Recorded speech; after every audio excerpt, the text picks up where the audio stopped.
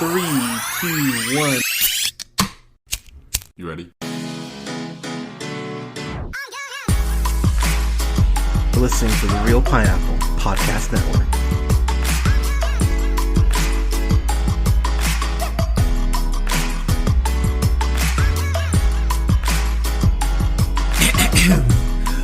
Good evening, everybody. Thank you so much for listening. This is the Real Pineapple. This is your humble host, Hunter, and oh my god, it is one of my favorite reviews of the whole year. Finally, after rewatching some stuff, going through my list no less than 30 times, I finally have my best of 2020 list done. So that is going to be the review we're doing here. And I just have to say, while this was probably, for most of us, one of the worst, if not the worst year we've had,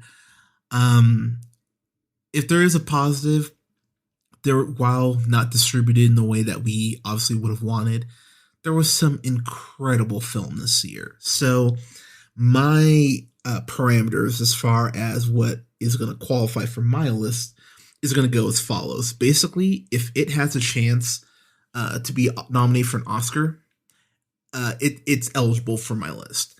And that might be the rule moving forward, because Lord knows how distribution for films is going to be this year. So we'll see what 2022 Oscars look like, but that's the rule for this list. So anything that could potentially get an Oscar nomination, and we really know what could potentially be up because of Golden Globes as well. So, so that's how I'm running my list this year. So, pardon me. So, I'm going to go through my 10 through 6, then my 5 through 2, and then, of course, my number 1. So, before we get to my list proper, I want to throw out a couple honorable mentions. Bad Boys for Life. I fucking love that movie. That movie is so much fun. It's the best of the 3. It's the most emotional. It has the best acting. It honestly has probably the best action as well, too. It's a tight script. You feel the consequences in it.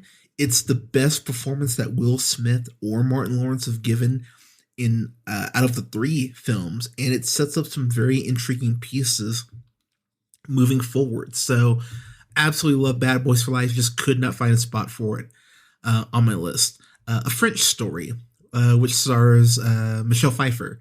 She did a great job in that movie, and unfortunately, I think it'll be one of those things that more people discover, a year or two from now, because again, there's just this almost avalanche of stuff that felt like every critic had to watch this year.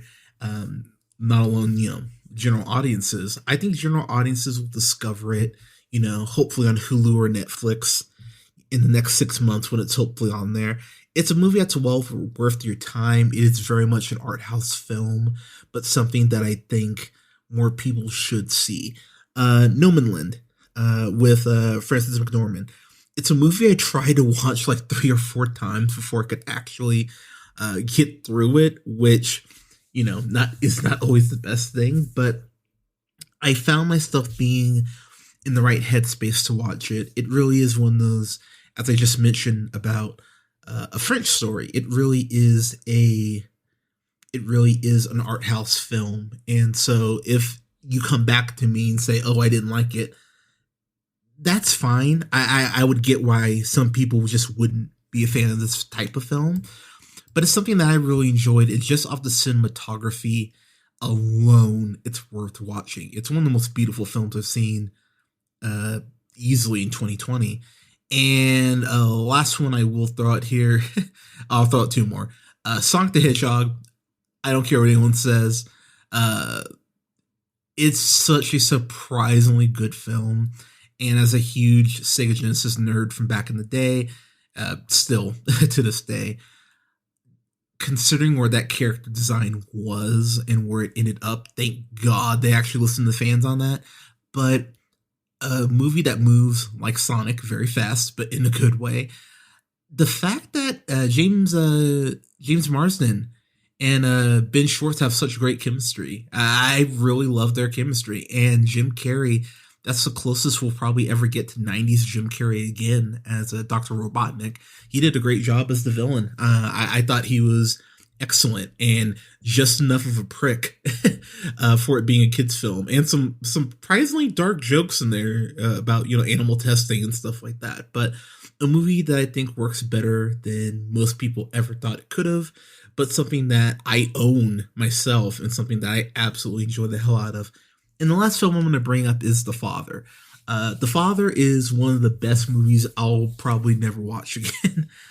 Sir Anthony Hopkins, make no mistake about it, he's going to be on his way to another Oscar nomination. This will be back-to-back years for him, because after the two popes last year, he's going to get another nomination here. And Sir Anthony Hopkins is just a masterclass in this. I can see Olivia Colman getting a Best Supporting Actress nomination here. She's incredible in this film as well, and the way they play off each other and work off each other is it feels like you're just watching two people at the top of their game showing off, but yet elevating what's already great material. And just seeing the decline and just how things kind of go down, it's such a well done film. And I wish I could have found a spot for it on my list, but unfortunately I could not. So I will be the first to admit, as we start off with my number 10, I totally cheated, because I have a tie for my number 10, because I needed both these films to be on my list. It was one of those things I sat back and I went, you know what? I can't. I cannot. Oh, and I'm sorry. I will mention one last honorable mention. The Five Bloods. I know that'll surprise some people because of my love for Spike Lee and how much I raved about it in my review. But after really sitting back, there were just a couple other films that just hit me in a different spot. Again, that film, if I had a top 12, it would easily be in my top 12. But I couldn't find a spot for it. I had to knock it off my list. So it hurt me to do it, but here we are. So back to my tie for number 10. I've got two, as I just mentioned. Sound of Metal and Yes, God, Yes. Two movies that could not be any more different from each other. Sound of Metal, Riz Ahmed, of course, stars in that. And Yes, God, Yes, Nadia Dyer from, of course, Stranger Things, stars in that. Riz Ahmed is one of those people who's just been so great for a good amount of time, and this movie is really starting to allow people to see how great of an actor he is. I think of him in Nightcrawler, and I think of him in Venom. And while Venom, not the most thoroughly thought out script as far as the villain, he is able to go ahead and bring enough of himself to that material that the material, he does elevate the material. And Sound of Metal, for him to get this platform to play someone who's deaf, and to go ahead and just bring the gravity to that situation that he does, while still feeling like a true musician who is just feeling like they've lost their gift. It's such a beautifully tragic story, and yet hopeful in ways that I really didn't expect it to be. And I have to give his performance and the script, obviously, so much credit on that. Yes, God, Yes is something that I unfortunately don't think enough people have seen.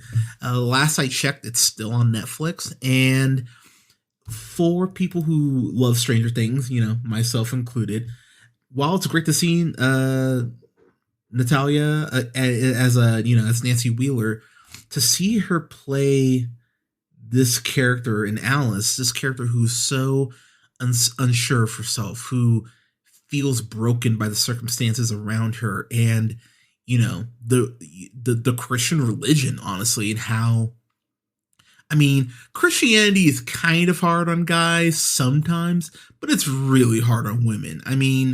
Let's be clear, as someone who grew up in church and went to several different types of churches, the way that churches slut shame women itself, you can't have one be the head of a congregation. You have to dress a certain way because we can't tempt the men, even though the men could, just not look at women in that way. That's a whole other thing. But the way that the movie does play out, it has one of the best subtle just acknowledgments of someone being terrible. It's such a great own scene near the end of the movie, and that's all I'm gonna say. But that scene alone got this movie onto my list. Not even going past the fact that the performance that she gives is so fucking well done. You just hurt for her as she's trying to go ahead and just not even find confidence, but just find a way to just not let the guilt of what this religion can be just drown her. And it's such a beautifully tragic movie at points because you just feel her anguish, especially being a teenager. You're trying to figure all this shit out, but where things end up and really the message at the end of the day that the film portrays, I thought was so well done. And I have genuine admiration for that film. So if you've not seen Sound of Metal or Yes God Yes, they are on Amazon Prime Video and Netflix respectively. Please go watch those because we need more films like that. So there's number 10. Number 9 is a movie that came out really, I want to say pretty early on in the year, but my God, it's a movie that should be celebrated. It came out in April of last year. It's the Netflix documentary A Secret Love. That's my number 9. That's the one that stars Pat Herschel and Terry Donahue, where they are these two women who have been dating in secret, but haven't told either of their families. They've been together for 70 years. And I don't want to go too much into the film itself, but you can listen to my review of it if you want to learn more. But the way that their story is told and just the way it weaves in certain social issues and talks about the LGBTQ community, back in the 50s, back in the 60s, where it was very wasn't nearly as prominent as it is now, and how you really had to hide who you were back then. It's so tragic, but their secret love is so incredibly beautiful, and the way that they're able to express their love to their families and the things that do occur, I just thought it was so beautifully told. And there were multiple points where I was just crying my eyes out. I was like, "Oh my God, this is beautiful!" I'm not a huge fan of documentaries, not over the last year, because Lord knows it's been, a documentary just trying to get through each day. But this film is what you want a documentary to be. It's something that's informative. It's something that elevates. It's something that inspires, and it's something that you can tell people, watch this. And I've told a lot of my friends who have not known about this, or this wasn't on the radar, to please watch this, because it is an incredibly well done documentary and something that should be required viewing. Especially, we're in Women's History Month. Watch this shit if you haven't watched it yet. But that's my number 9. Number 8. If you've listened to the podcast for a decent amount of time, you know I'm a huge fan of the man I'm about to bring up. And when I think about how it used this actress in a way that I just go, you had her on a TV show and you couldn't find a way to go ahead and make her work better. It's rather embarrassing, but my God, this movie's great. It's Palm Springs. It's number 8. I'm a huge fan of Andy Samberg. I love The Lonely Island. I've made no qualms about the fact they are one of my favorite bands in music. I'm a huge Brooklyn Nine-Nine fan. I just think Andy Samberg is the absolute shit. But the real star of this movie that I do not think is being brought up nearly enough is Kristen Milotti. After seeing her in that season of Fargo, I remember going, okay, you're genuinely excellent. And, of course, the last season of How I Met Your Mother, she's the best part about it, which is kind of a backhanded compliment, but she's so great on that show. But her and Andy Samberg have this chemistry that even if the script wasn't as good as it is, they would be able to go ahead and pull something out of it to make you enjoy this film. but their romance and their back and forth, it's so incredibly charming. And while they're both trying to figure out this time loop, it's really cool to see how they not only get to know each other but get to know themselves better because of how they're living their lives and the way that they think that they can't live their lives. It's really interesting the way the film breaks down. Plus, let's be honest, and this isn't even really a spoiler, but I'm gonna say it. Whatever. Who would want to do coke with a bunch of coke with J.K. Simmons? After watching this movie, while I haven't done it before, I would love to do coke with J.K. Simmons. That would be great if this movie is any sort of indication. But I absolutely love this movie. It's right at the 90-minute mark. It's on Hulu if you haven't seen it. It's well worth your time, but it is just beautiful in the way that it is portrayed, in the way that everyone really steps up to bring their A game. So absolutely adore that movie. That's my number 8. Number 7 is something that my partner has been a big fan of, something that I personally had not seen. I'd heard a song or two from it, but I never really understood the giant, the hoopla that it got. I understand it now. My number 7 is Hamilton. I don't need to really say much about Hamilton. You all know what Hamilton is. Whether it's just the King George song, the "You'll Be Back," I love that song so much. The fact that I've been cheering on King George, even though he was insane. I mean, I think that says a lot. It's a incredibly well done musical. The song that introduces George Washington, that alone was a surprise to me. But I sat with my partner back when COVID wasn't a thing. My partner and I sat here and we watched it together, and I was hyped the whole time watching this, watching the musical. And a lot of the songs have definitely made their way into my regular rotation now. Obviously, My Shot is the song. It's such a great song, but the song I've been listening to the most probably is Wrote My Way Out from the Hamilton mixtape, just because, it's Lin-Manuel Miranda rapping with Nas. Who wouldn't want that? But Lin-Manuel Miranda, he's an absolute genius. The fact that he wrote that play, and I love the fact they highlight the players, the people who don't have, main characters in there, but the ensemble, pardon me. But that musical works so well on Disney Plus. Really, it's worth having Disney Plus just to watch Hamilton if you haven't seen it before. So I would highly, actually not even recommend. You need to watch Hamilton. If you haven't watched Hamilton, go watch Hamilton. It's on Disney Plus. Watch that shit. So that's my number 7. My number 6.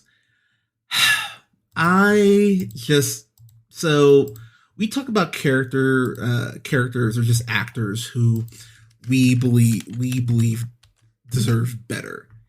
And Steven Yeun from The Walking Dead, I just love this dude. I like, just off of the way he got killed on Walking Dead, he deserves better. But he was in Okja, that Netflix film from a couple years ago, which I really liked him in. But here he gets really what I think will be a career defining role as Jacob. The way that him and his wife who's played by I believe it's Yuri Han, the way they work off each other, there is just this beauty in the way that they work off each other. And this movie has this incredible ability of being able to rip your heart out, but then almost pat it and go, things will be okay, but maybe they won't be. It's such a incredibly beautiful, heartbreaking, inspirational film that kept making me go, oh, stop hurting me.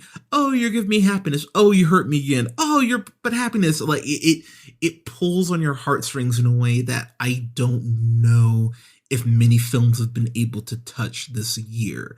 It's just really from start to finish. It's something that grabbed me.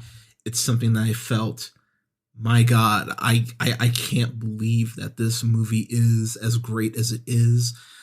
For being over 2 hours, it never feels like that. It always feels like it's earning. Sorry, it's actually just right at 2 hours. It's an hour 55, but it never feels like it's dragging. It always feels like it has your attention. The score is one of my favorite scores all year, and Lee Isaac Chung should get a Best Director as well as a Best Original Screenplay nomination, because this is one of the best films that came out all this year, and I just have genuine admiration for everyone involved. And especially having the two kid actors be as important as they are. Alan S. Kim, and then who played David, and then Noel Cho. They are really kind of unsung heroes in the movie, but everyone needs to keep an eye on these kids because they're going to be something. But they did an incredible job, and everyone really brought it in that movie, especially Will Patton, which was a really pleasant surprise to see him. But absolutely adored the movie. That would be my number 6. So, quick rundown. Tied for my number 10, Sound of Metal and Yes, God, Yes. My number 9 is Secret Love. My number 8 is Palm Springs. My number 7 is Hamilton. And my number 6 is Minari. All right, on to my number 5. This one hurts because I'm gonna try not to cry, but my king, Chadwick Boseman. My number 5 is Ma Rainey's Black Bottom, which stars him and Viola Davis. When I think about films that I really put off from watching, this was one of them, because I know we get Chadwick Boseman's voice in Marvel's What If, but this is really his last, performance in front of the camera.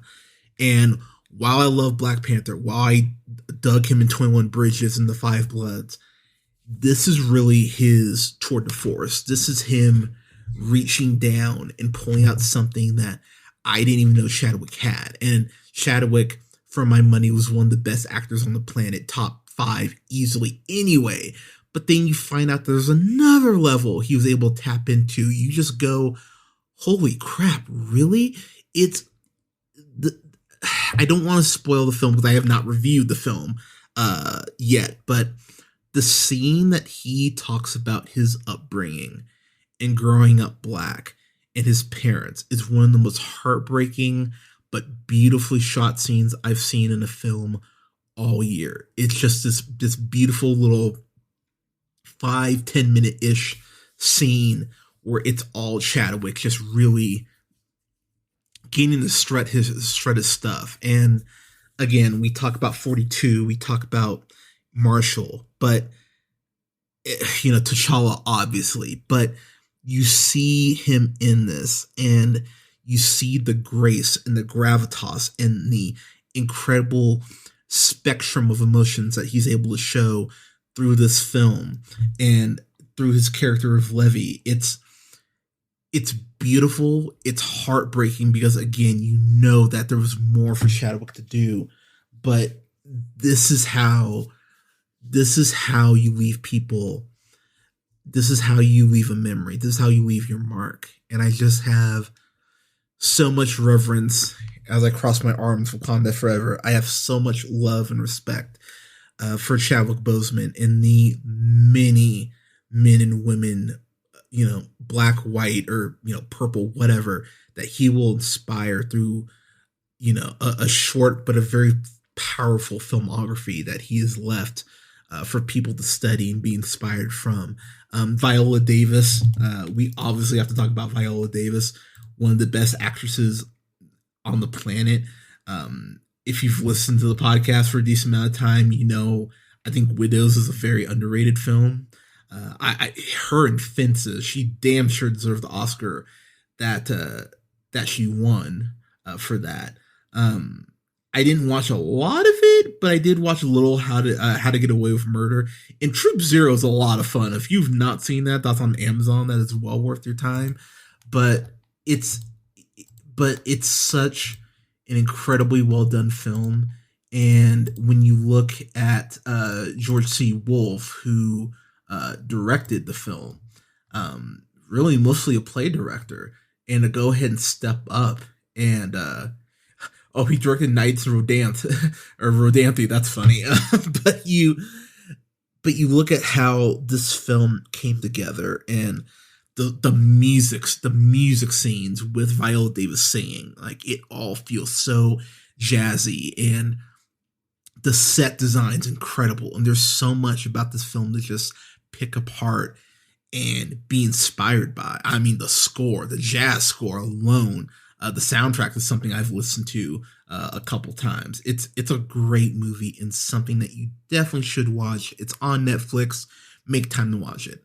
So that's my number 5. My number 4, I actually went to a digital live screening of this film, and I was so happy I did because it's some of the most fun I've had in the last year, and really showed how incredibly ballsy this actor is.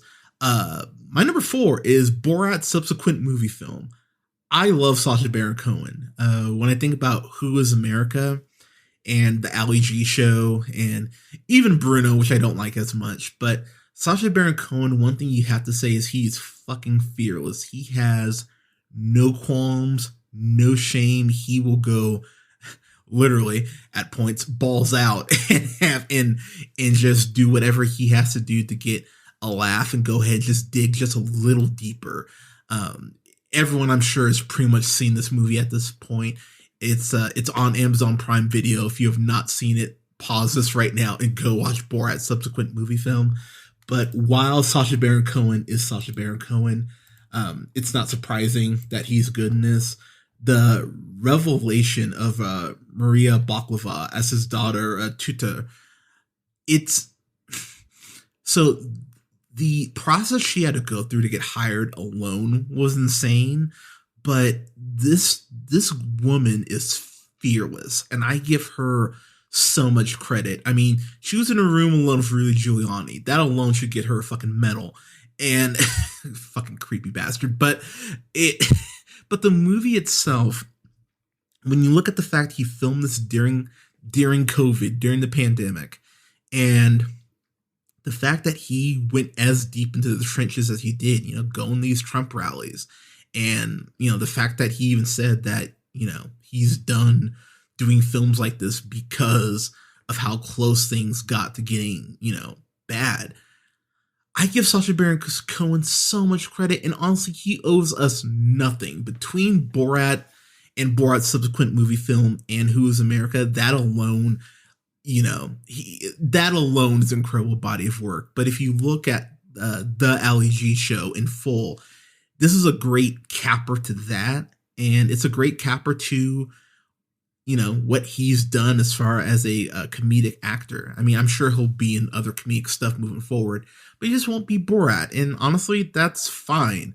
But when you think about, when I think about the dance that him and Tutor did, you've obviously seen that scene. When I think about, him trying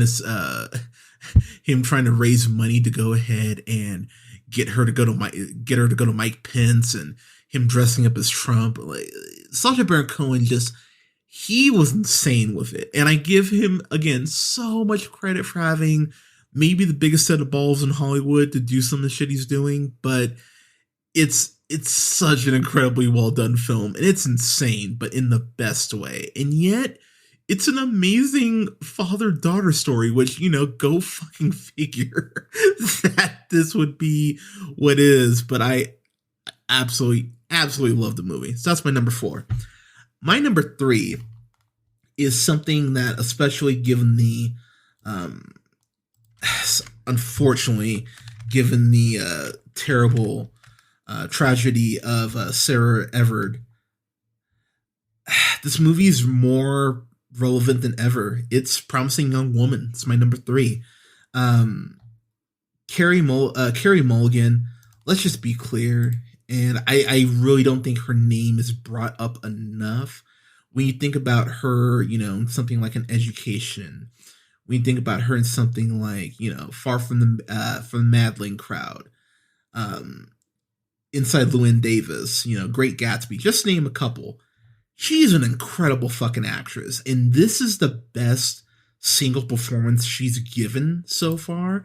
And let's be clear, it's winning her an Oscar. I mean, I don't think I'm going out on a limb by saying she'll win Best Actress, but she's winning Best Actress. Like, if there's one award I'd bet money on, it would be her winning Best Actress, because goddamn, you want to talk about her turn as Cassandra, Cassie, as she's called in the movie. She's incredible in this, and I have to bring him up real quick just because I'm such a huge fan of his, and if I ever met him, I'd probably cry. Bo Burnham is just special. His brain is just wired in a way that I would love to sit down and talk to him for just 20 minutes.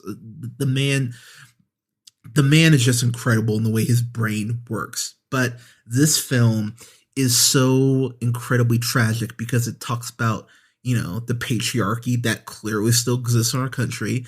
The fact that we live in a world where women aren't even afraid or afraid to even fucking walk home by themselves. The whole, we tell women to go ahead and carry pepper spray or carry a knife, but we never think about the concept of maybe we should tell men to not prey on women. That would be a road we could go down, but we apparently fucking refuse to. There's a scene with Carey Mulligan and Alfred Molina, and I won't spoil the scene, but that's one of the best scenes I've seen all year. It's so incredibly well done. It's stylish. It opens up in a very important dialogue that needs to be talked about more, especially again with the tragedy that happened here recently. Laverne Cox, who is not being brought up enough, she is fucking excellent in this movie. And while she's not in the movie enough, I would love to see a movie with her and Carey Mulligan working off each other again, because their back and forth is just so charming and fun. And where this movie ends up, it's gonna keep people talking. And if you have not seen this, you should. It's well worth your time. It's something that should be required viewing for Women's History Month moving forward. It really is something that is special, unique, and it is something that I would tell everyone. Not just women, but everyone, especially if you're a guy. Watch this movie. It is well worth your time. It is important for you to watch this. So that's my number 3. All right. 2 more.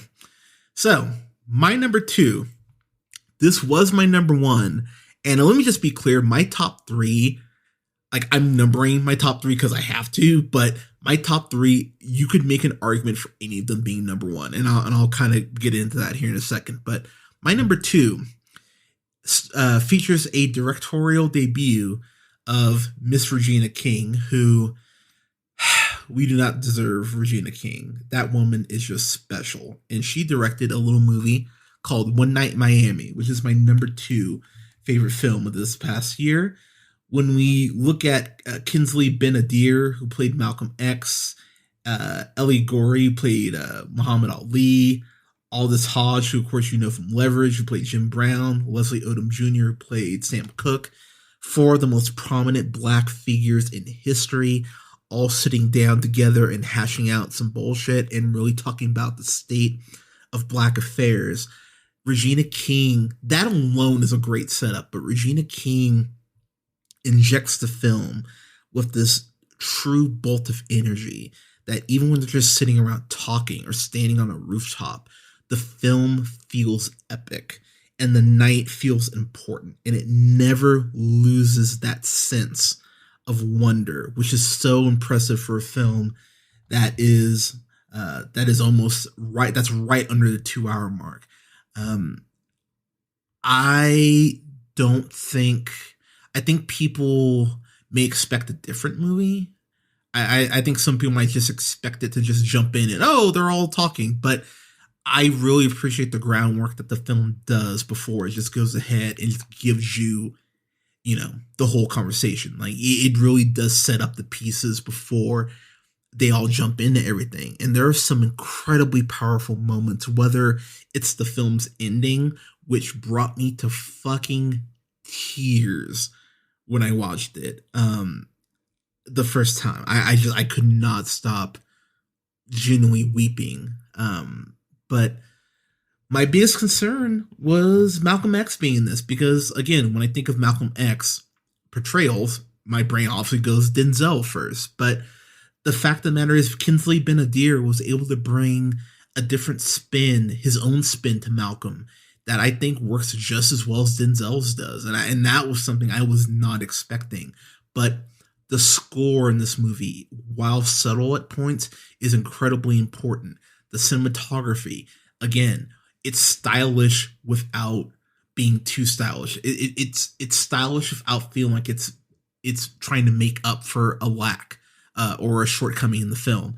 It really felt like the first time I saw Frost Nixon, where I went, okay, this is just a conversation, but these are four brothers who are hashing out some really important issues, but they all feel so grounded in their own truth and so convicted in their own truth. And I love the way that when things start to break down, especially without spoiling too much, but a conversation between Sam Cooke and Malcolm X, that I just was on the edge of my seat for how intense that got. It's such a well done film.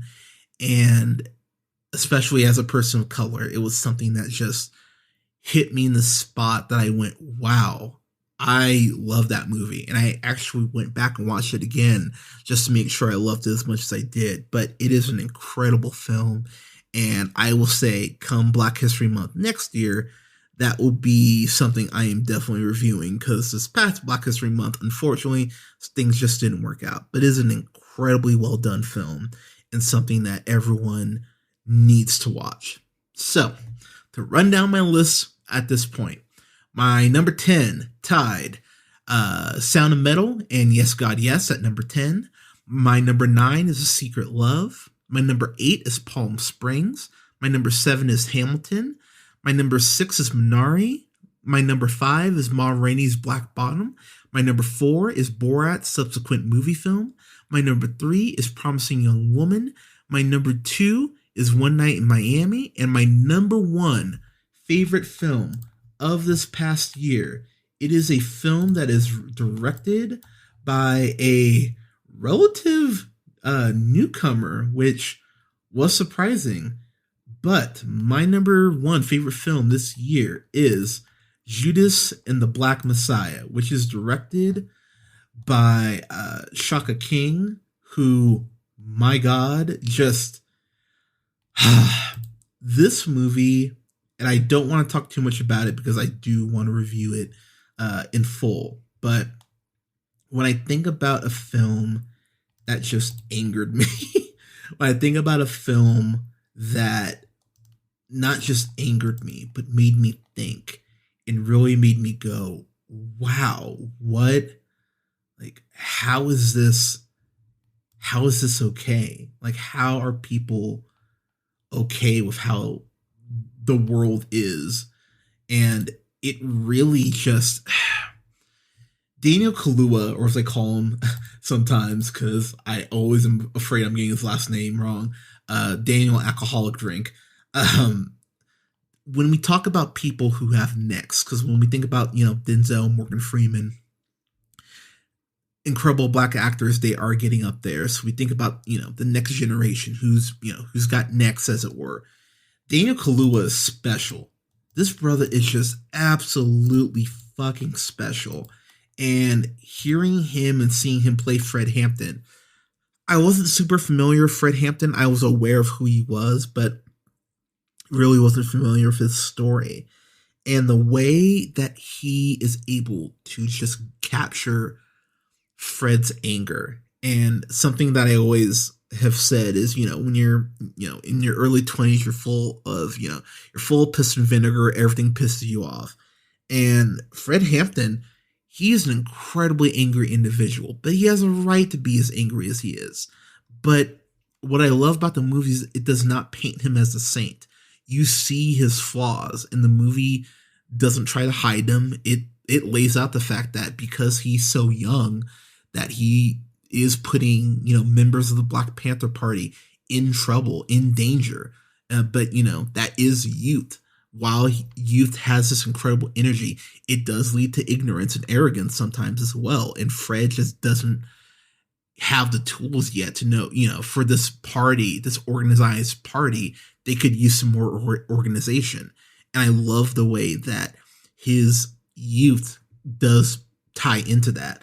Lakeith Stanfield, speaking of another brother who's just absolutely fucking special, you think about him in Atlanta, you think about him in Short Term 12, in Selma, in something, in Sorry to Bother You, in Knives Out. He's great in Knives Out. But he is just one, hell, Uncut Gems too. The way that him and Lakeith work off each other, it's just a masterclass in seeing two actors who I don't think have even hit their prime yet. Like I believe they both have room to improve and grow, but they work so well off each other. It's so cool to see just how much they're able to go ahead and get out of each other. And it's a beautiful thing to see. Again, for really a first time director with one of these type films, Shaka King does a hell of a job of making everything feel important. You feel the weight of this film, and you feel the urgency as things do go ahead and ramp up. This is not a perfect film. We just get that out of the way. I don't think most films aren't.